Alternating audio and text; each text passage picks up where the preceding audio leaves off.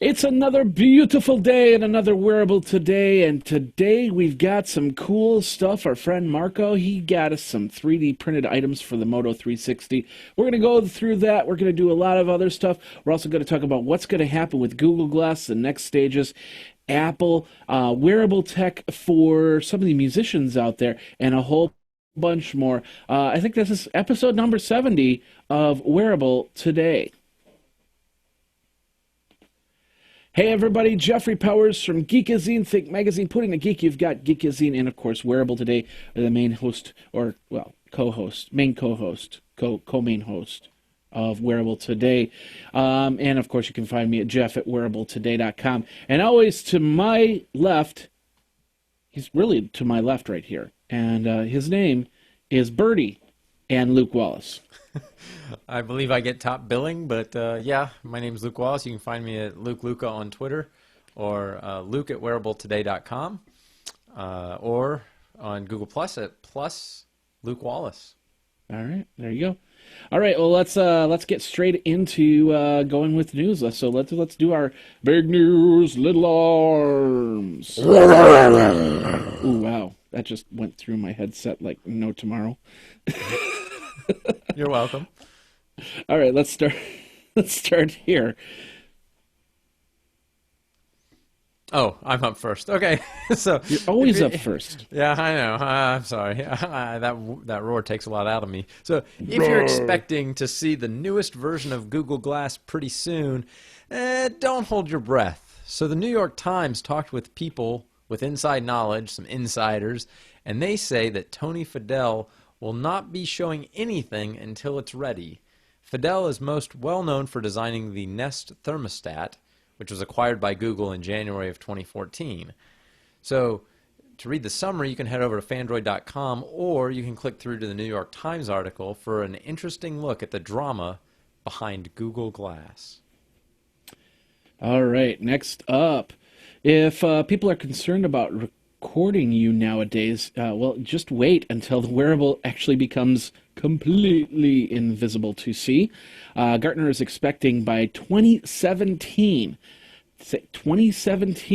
that 30% of all wearables might not actually be seen. Sensor-laden contacts, body patches that work just like a nicotine patch would on your shoulder, and some devices that you might have implanted or even taken orally could be in a person doing the recording of audio, video. So no Google Glass where somebody would say, "You're recording me right now." It's not going to happen. You won't be able to see it at all. So that's over on bionically.com, so you can check that out over there. Speaking of wearables that maybe don't look exactly how you think wearables should look, LG is taking on the smart fashion industry, that's smartwatch fashion industry. The LG Watch Urbane is an Android Wear powered watch that has the styling of a high-end fashion accessory. It has a completely round face, leather band, and will come in gold or silver. If you're watching the video, you can see what it looks like there. Pretty standard looking watch. Or you can visit Fandroid.com to see more. They haven't announced a price or a release date just yet, but the LG Watch Urbane will definitely be one that you should keep an eye on. Next up, what does Questlove have to do with wearable technology? Well, wearables, they start talking about wearables beyond the body. That's what might just happen for musicians, where they were talking about on yourweb.com, euweb.com. So basically, with items like Lightwave, will.i.am's Pulse, and even the concert goer, high-tech wristbands that could attach to your Apple Pay or other device. So they just put on the wristband, they hook it all up, and then if you want a T-shirt, you go like that with your wristband, and you can get all that in. You can get that paid right then and there, and of course they can then track you from wherever you are in the concert and go from there. And I might just see some of those at South by Southwest this year. So a great little article over on eurweb.com.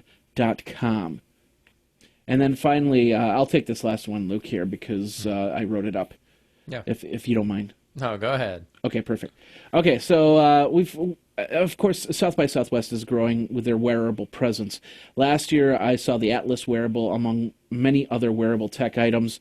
This year, I expect to see this again, and they have a track, and they're calling it SXstyle, and it's about fashion and it's about wearable technology as well. It's being held during the interactive part at the JW Marriott Hotel on 2nd Street in Austin. Got the link. All the information will be in the show notes, so you can check that out, and how to register for that. So I will be sure to attend a couple of those and go from there and see what comes of it. Anything that you've heard from South by Southwest, Luke, that might be something that I should take a look at?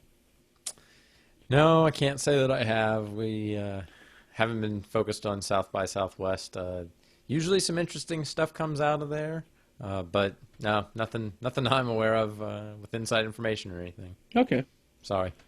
Well, that's okay. That's okay. So, but yeah, it was just we'll be watching out for it, and of course that means that the show notes. Let's get moving. That was big news, little arms. Thanks you section. Rawr. Rawr. Gotta have the rawr. So basically, upcoming weeks we'll have some shows up until South by Southwest, and then of course I will be in Austin that week, so we will not have a show the week of the interactive portion of South by Southwest, which would be the 16th of March. So we've got a few weeks before that happens, so don't even worry about it right now. But Luke, how have you been? I mean, you had a week off where you went and you dressed up like Luke. Luke did. Dressed up like Luke. And Yeah, it's actually really easy for me to dress up like Luke because I do it every day. There you go. No, so listeners may become, they may get tired of me talking about doing things with the 501st, the Star Wars costume group, I guess you'd say. We did spend last Monday night down at the Dallas Mavericks game. It was their first ever Star Wars themed night, and so it was pretty cool. They gave out some shirts, and there were about 35, maybe 40 of us there dressed up in stormtroopers. We had a Darth Vader, a couple of R2-D2s that are always a crowd pleaser. Yeah. It was a lot of fun. A lot of fun. That's good. There's some pictures up on my Google Plus page. Not very many of me in costume, or not any of me in costume.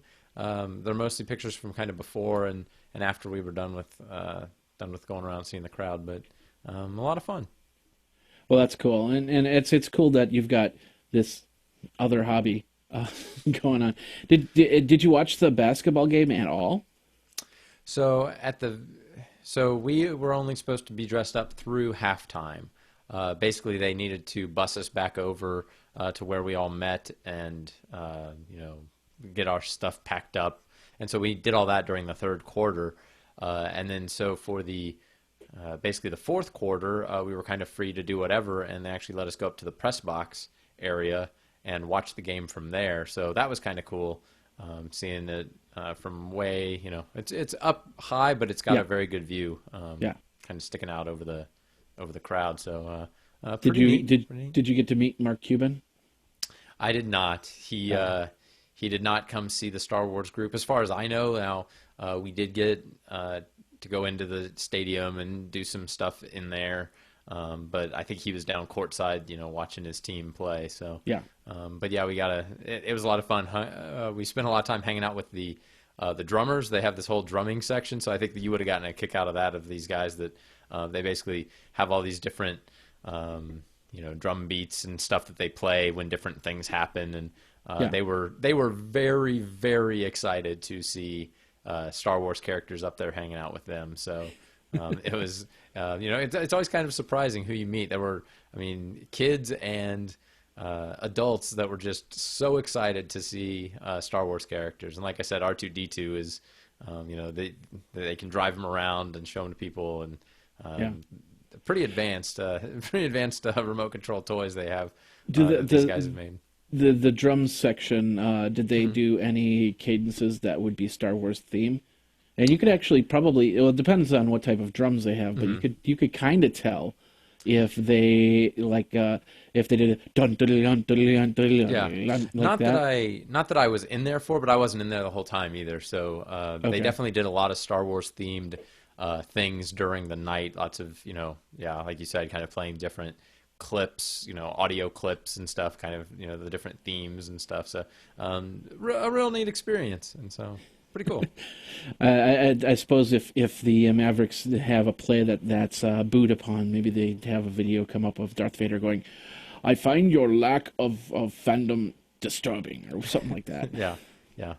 They had stormtroopers down on the court. It was one of the guys I know from the group. He was down there like in the huddle, like on the like the pregame huddle, like right down there on the floor and stuff. It was pretty neat what they incorporated us into. So yeah, big fans. Hopefully they'll do it again. A lot of people really enjoyed it. Lots of kids were really excited, like I said, and lots of adults thought it was really cool too. So the Mavs unfortunately did lose.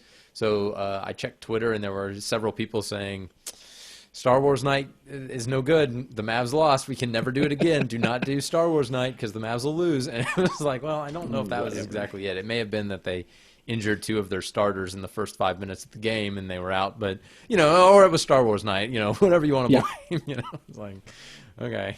Yeah, definitely. Definitely. So well, it sounds like you had a good time. So skipping the important show, I suppose that can be a hall pass right there. So yeah, unfortunately, like I couldn't move it around. I couldn't get them to switch that. Yeah, that's okay. That's okay. Hey, it's actually I call it geek wearable tech because there's no technology and you just built a costume. And some of them actually do hit. You said they have costumes that do light up and stuff like that. So that's kind of wearable tech. But just the idea that you have that on there, old school wearable tech, maybe steampunk wearable, I don't know, whatever you want to call it, but I call it geek wear tech or something like that. And that's pretty cool. So it's always fun to listen to that. So thank you very much for sharing your life because my life was pretty darn boring this week. Well, besides the fact I have my band, we have one of our regulars.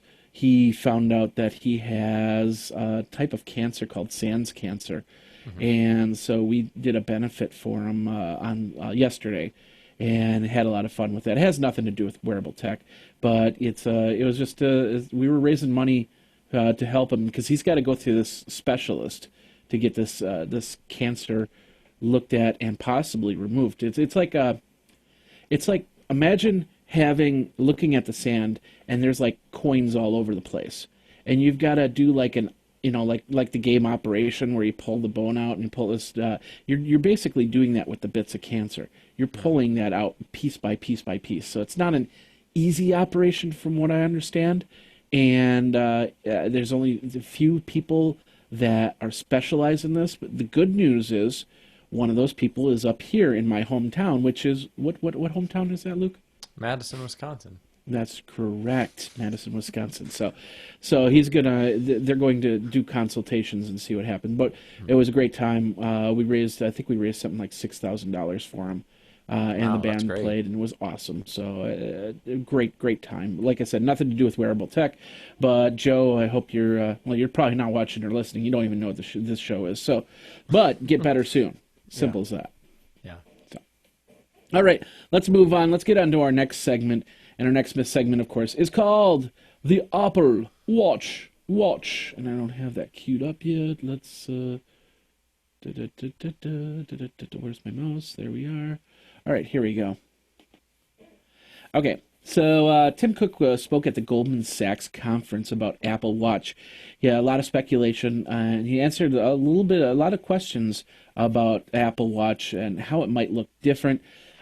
Cook's answers to the Apple Watch might be why it's different and why they waited so long on this. He basically answered. He said it's not the first in the market, but none of them were. The iPad was probably the iPad was first in the market. The iPhone was first in the market, although the smartphone has been around for many years. So he said that they made a more profound impact, and that is true. I mean, people are clamoring for an Apple Watch right now, and they haven't even seen it yet. So Cook used the beta model. He says he uses the beta model at the gym, interacting with Siri, and the what's called a tapping feature, where the watch indicates if he's been sitting too long. So that thing would be tapping like crazy if I was to wear that. That's for sure. Each person, the bottom line is each person uses the watch in their own way. It's just a question of how the general public will end up finding this device useful. And I know for a fact, Luke, you're not going to find this device useful at all. Yes, Birdie, I know. Ow. Birdie's getting me there. So anyway, yeah, I guess I'm not going to find it useful, like we said many times before, because I don't have an iPhone. And so yeah, I know, Birdie, I don't. And she's upset about that, I guess. And so, yeah, I think the Apple Watch is going to be great.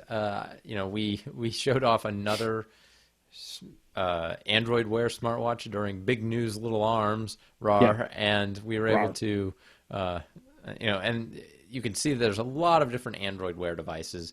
So it's really hard for me to say that I think any of them will sell better than the Apple Watch, because the Apple Watch is, a single product. Now, they'll probably combine them all together with their numbers, and they'll be like, no, see, it's all one product, even though it's got all these different SKUs, and they'll have some there's different sizes and stuff, and so they'll lump them all together and say, well, it's all basically the same. So but they'll say, well, Android Wear, no, those are all different, even though they all basically run the same software. Yes, Birdie, I can see you here. So Birdie's getting restless. Yeah, Get the birdie a bird or something. But I think they will be very successful. I do like what he said. Like, everybody's going to use it differently. Yeah. Some people are going to use it a lot for the health features of monitoring their steps, and they'll turn on this tappable feature or tapping feature where it kind of says, hey, you need to get up, you need to walk around, you need to do something instead of just sitting there watching TV or whatever you're doing. You get or up and do a little podcasts like Wearable Today. I don't know. Yeah, or watching a successful, very popular podcast like Wearable Today. Okay. There's a lot of different things, but I think what I've been saying for a while is if you get a lot of notifications on your phone and you're always pulling it out just to see, was that an email? Was that a Facebook message? Was that a like on a post? What was that I just got? Was it a work email that my boss is emailing me? Like, if you're always doing that because you're never sure how important the thing is on your device, a smartwatch changes that completely. Yeah. You get the smartwatch and then all of a sudden it's a glance, it buzzes. Hey, something happened on your phone. You look at it, you're like, okay, and you put it away. If it's important, you'll dig your phone out. You'll take care of that email. But if it's I posted to Facebook and then you get a buzz 5 minutes later and it's like so and so liked your post, it's like cool. I'm not going to pull my phone out for that because there's really nothing for me to do. So it's more than that though. I mean, these watches, like the Moto 360, there's some waterproofness to it, right? Oh yeah. They like the one we showed today. They're all like. There's a certain class thing. It's like IP. Yeah, it measures the amount of dust that you can get into a device, and then the amount of water that you can get in the device. I've talked about this on some of the smartphone reviews that I do, and I think the basic's like 30/30 or something like that. So it can withstand if you're in a very dirty place like a warehouse or something like that. It doesn't get the dust in there, and of course, if you're doing laps in a pool, it doesn't get water in there. So, and I think that's where it's going to be most useful, is when your phone is not in your pocket, and you're doing something, and at least your wrist can identify, hey, something's going on. So when you're done with whatever you're doing, or you stop your doing your laps or something like that, to actually answer the phone or you're cooking dinner and you've got your hands in the bread and you're whatever, and then you're like, oh, your phone buzzes and you're like, oh no, and then you're like, oh, it's just it's somebody calling and I don't have to run over to my phone to see what it is, or I can. And then a lot of times, Luke Wallace. I don't need to answer that. No. Exactly. Like, you can just auto block me. You should just go in and set my contact just always ignore those calls. But you then being able to reply with your voice, maybe you tap with a knuckle and reply, and then say what it is you need to say, and it just works so much better than trying to get your phone out and do all that. So I think it'll be a lot like smartphones, where some people will want it right away, and there'll be this whole second round of people that maybe like the second version that comes out. They'll say, yeah, I've seen a guy and he's had one, and he uses that thing and it looks really useful, and it has enough apps for it now, and now I'll get it. And so I think maybe not this year, you won't see a huge adoption, but next year after they've come out with a second version and it looks a little nicer, and they can be like, ooh, entice you. That's a perfect point, because when the iPhone came out, the iPhone was on edge, and everybody goes, oh, it needs to be 3G, it needs to be 3G. When the iPad came out, it didn't have it didn't have a camera at all. And everybody says, oh, needs a camera, it needs this and that. It wasn't till the second generation iPad came out. It wasn't until the second generation iPhone came out that it became something of real use. Mm-hmm. And then, of course, it got better and better from there. So I think the Apple Watch is being this late in the game has that advantage because of the fact they've already done this with iPhone, they've already done this with iPad. Now they just have to make it small for a watch. But on the same token, they might not have that one or two features that you really want out of the watch. That the second generation Apple Watch, the second generation Apple Watch would then say, "Hey, we got it," and go from there. Yeah. So we'll see what happens. It boils down to the fact you buy an Apple Watch because you have an iPhone. You buy something like a Moto 360 because you have an Android device. And there are going to be people that go out and buy Apple Watches and then wonder why they can't hook them up to their Android phones. Yes, it'll happen. It'll happen. Yeah, definitely. Yeah. So we'll see what happens there. But it's good that Tim Cook is out there talking about the Apple Watch, talking about how he uses it and stuff like that. And no matter what, it's already probably sold 1 million watches without it hitting day one on the shelves. Yeah, there's a lot of people that I know are clamoring for it. So. Exactly. So we'll see what happens, but most likely, unless some major thing happens where it melts your wrist off or something like that, I think it'll be fine, and the Apple will have another hit, and then they can move on to their iCar, everybody's calling it, Apple Car, whatever the new thing is that they're working on. So. But anyway, that's Apple Fund Me. Let's move on. Or I'm sorry, Apple Watch. I went to the other. So let's go on to the next segment here, and that's Fund Me. Now, you might be looking at me and going, "Oh my goodness, he's got some weird headset on here." And actually, I'm gonna, Luke, why don't you say something? Say this is Wearable Today. Watch what happens. So you're watching Wearable Today with Jeffrey Powers and Luke Wallace. Now, as you can see, if the Hangouts didn't flip it back and forth, but you might have noticed that the headphones will glow when audio comes through the headphones. That's because our friends over at Noma Brands have sent me a pair called Strobe. That's this thing right here. Now, a couple weeks ago, we talked about a crowdfund for another pair of headphones that light up. And, of course, they were like $129. Well, so apparently somebody saw it and said, hey, we've got Strobe here. They sent me a pair last week to try out. These are different from the other ones. I can't remember the name of the brand on the other ones because the other ones could do different colors and you could create patterns or something like that. But this is just straight up light. When sound passes through, these things will light up. Of course, since the computer is not sending my voice back through my headphones, they're not lighting up right now.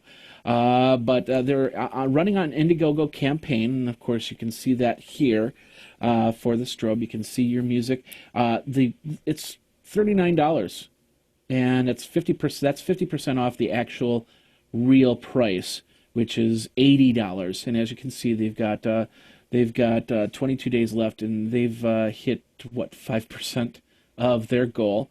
So you can check it out over there. One other thing about this is this thing right here. It does have to be charged up, and they give you a cable, USB cable. It's a USB.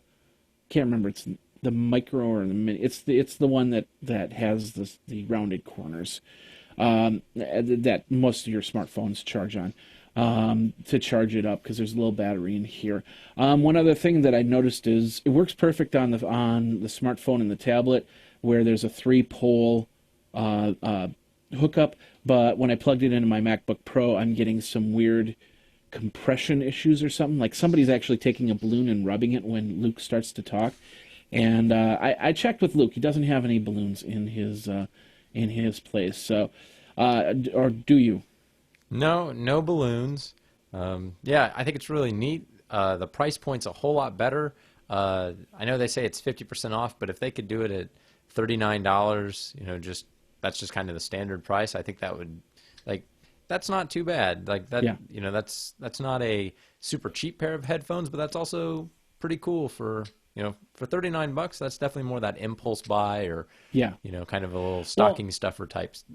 Not as much of price an point. impulse buy as it is a safety issue. I mean, if you're out, if you run, if you bike in the Oh, yeah. dark, and you might have your reflectors on, you might have your lights on and stuff like that, but this is added because yeah. people will see that as well, and so I think they'll definitely get the price point. I'm pretty sure that eventually there'll be a price point of $20 to $30 on this type of device, but right now everybody's trying to get the process going so you can have your lighted cables. And I know there are lighted cables out there already. Like there's a USB cable on my flight back from Barcelona. This kid had a iPhone and he had it plugged into the USB in the plane, and of course that lit up, which was pretty cool. And that's out there.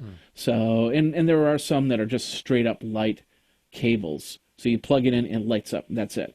But these things are going to start doing some interesting stuff as we go on, and pretty cool. So we'll see what happens there. So that's you can check that out. Once again, it's called Strobe by Noma Brands, and you check it out. Go over to the Kickstarter. We'll have the link in the show notes, so you can go there and see if you want to support that crowdfund. So, all right, let's move on from there. We've got. Luke, you're going to take pretty much over this part of the whole section here. Our friend Marco, who's been on the show, has printed up us some accessories. And of course, they're for the Moto 360, which Luke has. I don't. I'm going to be getting some wearables in the next couple of weeks, so I'll show those off when we do. And then, of course, if we have any 3D printed for those wearables, then then I'll show them off there. But you have the Moto 360, and you have some of these. So why don't let's start with what's going on. What do you got? Okay, so Marco did some accessories for the Moto 360. So I'll just talk over what these are. So this is actually a 3D printable charging dock. So the Moto 360 comes with a charging dock, but you can print your own. Here's a picture of the back of it. It prints off. They're not seeing the picture right now. Oh, okay. So let me flip and let me start it up here. Over. I'm trying a new feature on this thing, so here we go. Yeah. Okay, continue. Okay, so this is the 3D printing dock. You can see it prints in multiple sections. So there's kind of this red section where where the actual watch sits, and then there's the back plate. What happens is you actually buy a little charging device. It's a I think it's pronounced Qi. It's the QI standard. You can see there, that's what it looks like with the watch with a little ring around it. He printed off several 3D rings, and I'll show some of those on my camera view in a second. Okay. But you can see that with the dock is designed to hold the watch, including one of these little accessory rings around it that kind of lets you change the color of the bezel with 3D printing. Here's a picture of the watch with the orange version of the little bezel. The bezel. Yeah, I guess that you fit around it. You can see it fits around the little button on the side. Here's a few of the colors that he sent. This is purple, orange, and blue. They're not real big. They're not real thick. They flex just a little bit, and they hold on tight to the Moto 360. I'll demonstrate that in a minute, too. but they, they look like they're fairly simple to do. They wouldn't take a real long time to print, so you can just, print off whatever color you've got, or, go buy a small spool of plastic. Here's another picture of the charger. You can see it's basically sits upright. Kind of holds it there, creates a nice little dock for you to, have it at your, bedside or at work or whatever. Like, I think it'd be really neat to have one at work, if you're just going to be sitting at your desk and you want to have that little dock going and be charging it. If you don't want to put the charging hardware into it, it could just be a place for you to set it.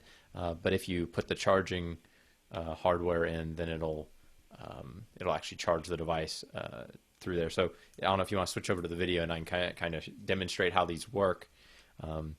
Yep, I'm switched over to you. Okay, so here's my Moto 360. You can see the little screen is on.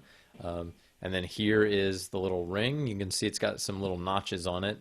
That's to fit over the bands and the little button on the side. So I'll just do this and I'll just line it up. You can see, and then you basically just squeeze it on, and there you go, and it holds on. And I've actually worn this on my Moto 360. I put it on in the morning, wore it all day, never came off. Looks pretty cool. Yeah, and so it gives you a nice, kind of a different look. It makes it easy to kind of swap the watch face out, swap the bezel out for a different color. So here's a blue one, and you can see it just kind of pops on there, and it's like a mood ring or something like that. Yeah, when I was showing it to my wife, she's like, I had a watch growing up where you could kind of swap out the bezels and the faces and stuff, and she's like, it wasn't a Swatch watch, but she couldn't remember what the brand was. But it's like, back in the 80s. I remember those. Growing up in middle school. If you didn't have one of those watches, you weren't the cool kid. And stuff like that. So you can see, you can kind of accessorize it. I also think that it's just good for protecting that bezel. You just, I just don't want to bang this watch up and scratch it. Like, it actually provides a little protection around it. Pretty cool. So those seem to be the easy ones, the easy parts of this whole process to make. Is it?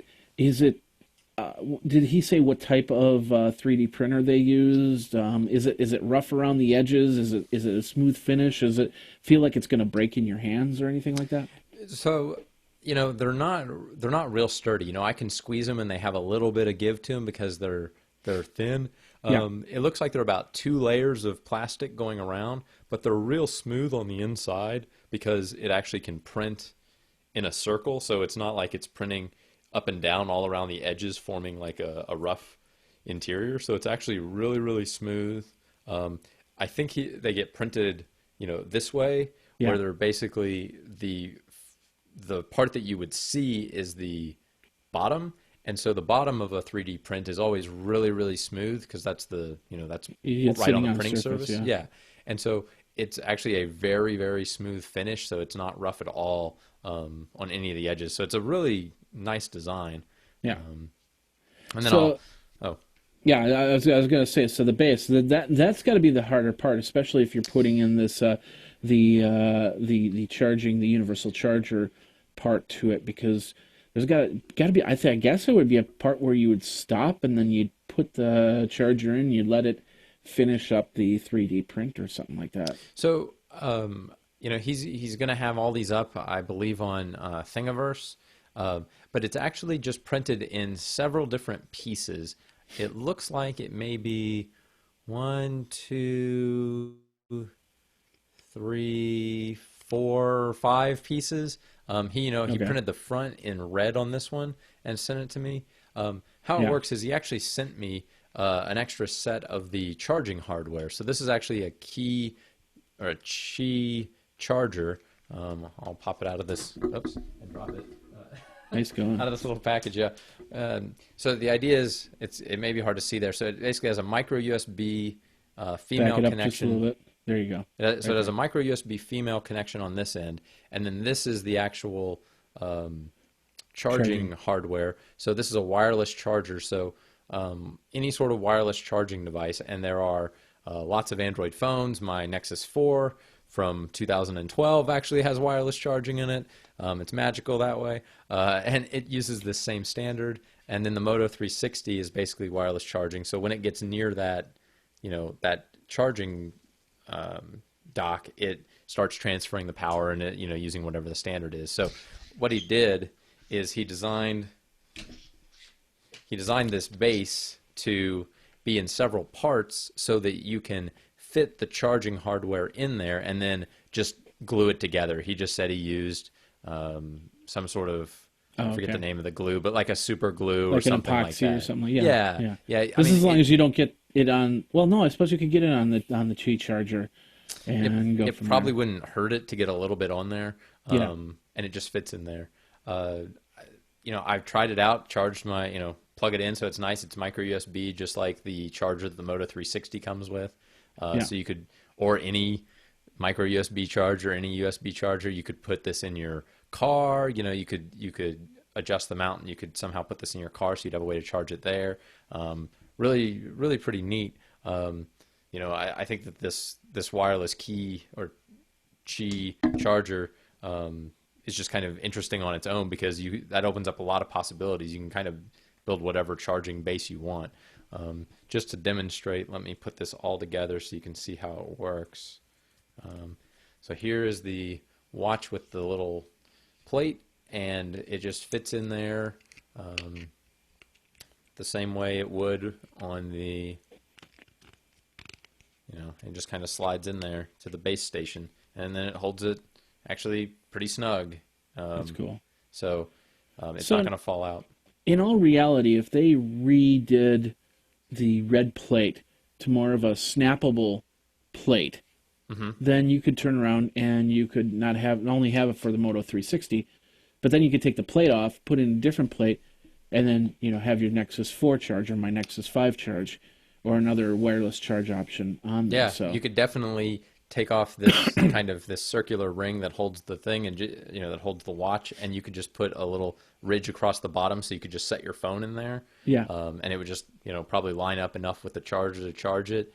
The Apple Watch is going to use some sort of wireless charging. I don't know if it's the same standard, but eventually you would be able to use something like this for an Apple Watch. If you bought whatever that wireless charging is, and you could do something very similar to it. And yeah, like you said, this front piece is printed separately, so you could easily print up something for some other device. Yeah, I'm just looking up really quick. That does bring a question. I've seen Qi charging before. I'm just doing a quick search if Apple Watch actually will support Qi charging. Yeah. So or I thought it was Qi. Actually, I thought it was Qi charging. It may be Qi. Qi, yeah. It's QI, which is why it gets confusing. Yeah. It's spelled QI, so it's almost impronounceable, because no one's like, that's not a word that we all say. Yeah. I'm thinking key as in this is your key to wireless charging. So, but that's been a few years since I looked at that. Because like the energy, that's true too. Qi. Yeah. But again, it's QI, so I don't know if it matters too much. One thing I'll say about this particular piece of QI charging software is it seems like whenever it's charging a device, there's a little LED that blinks the entire time. So it's a little bright sometimes. I actually left it charging overnight and was able to sleep, with it next to my bed, even though it was blinking. So it's like, it's not super bright, and it ends up being on the back of the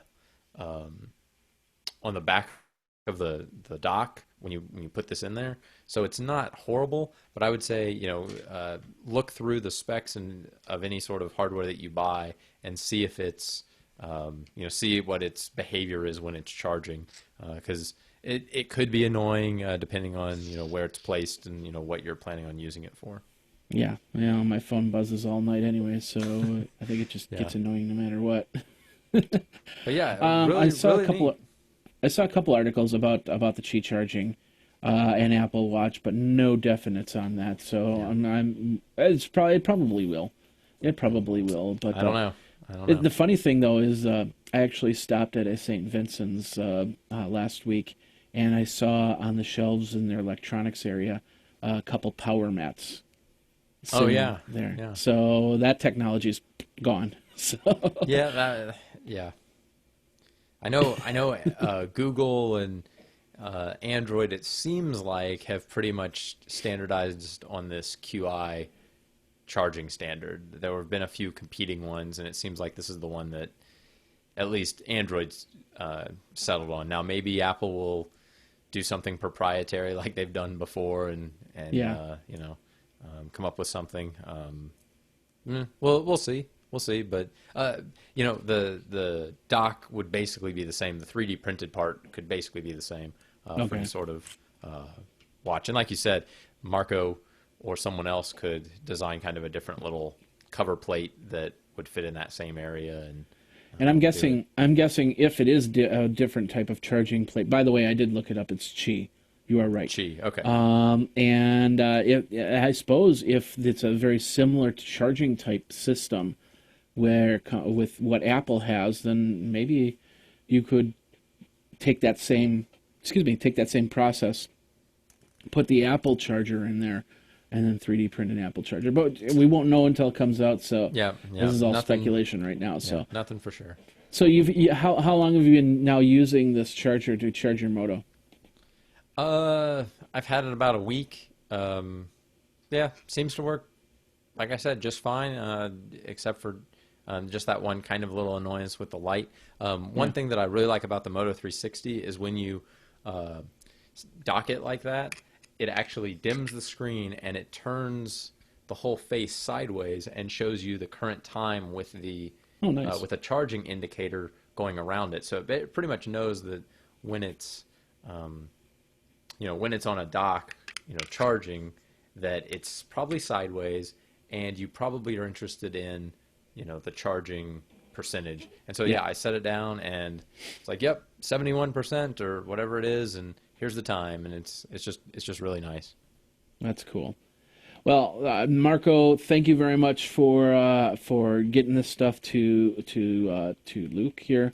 I know you've got a couple other things. We're going to have you on in a few weeks here stuff you can't talk about right now, but when you are able to talk about it, then we'll get you on the show, and you can just have at and show us all the cool 3D print stuff that's out there. So maybe we should get him on the show in the next couple of weeks anyway. So and go from there. So, and of course, if you're part of the wearable technology craze, as some people call it, then you can always be part of the show. All you have to do is contact myself, contact Luke, Jeff at wearabletoday.com, Luke at wearabletoday.com.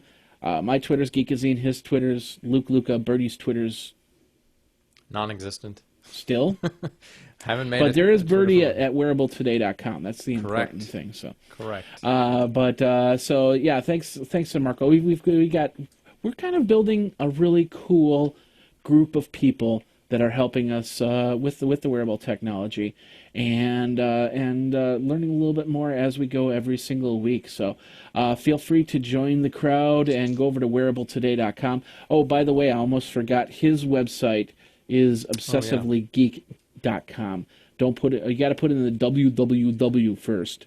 I always like to say it that way, www.obsessivelygeek.com, and you can see some of the projects that he's got out there and go from there. So anyway, that does it for this episode of Wearable Today. My name is Jeffrey Powers. You can contact me. Like I said, Geekazine, Think Magazine, put in a geek, and you got me. I still got some CES videos coming out.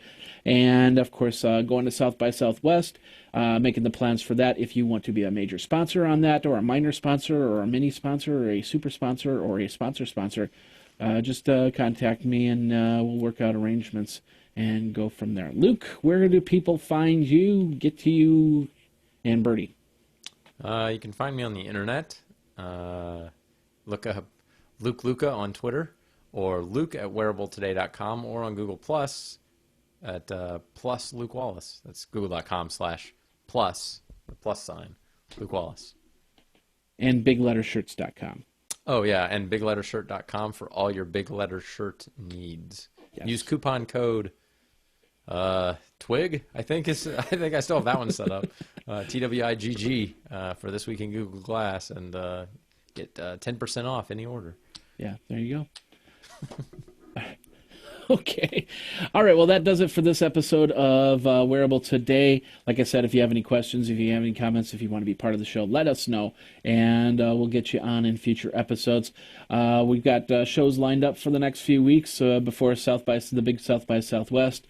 And then, of course, we're planning to do some... I'm planning to eventually get down to Dallas, and maybe we'll do a live show when I finally have the opportunity to meet Luke face-to-face. And then we'll have a big wrestling match or something. I don't know. We'll figure it out. Uh-oh.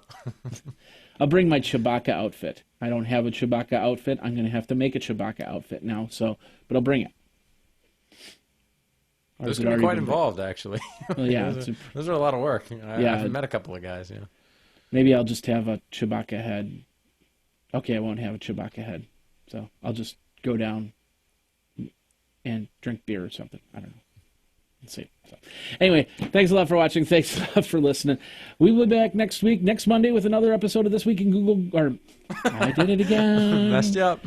Oh, well, it's my flagship show. That's what I was really wanted to have, and it's sad to see go. But what can you do? Because it's all hush hush now. So, anyway, thanks a lot for watching. This has been Wearable Today, episode number 70. We'll see you next week. Until then, you guys geek out and take care.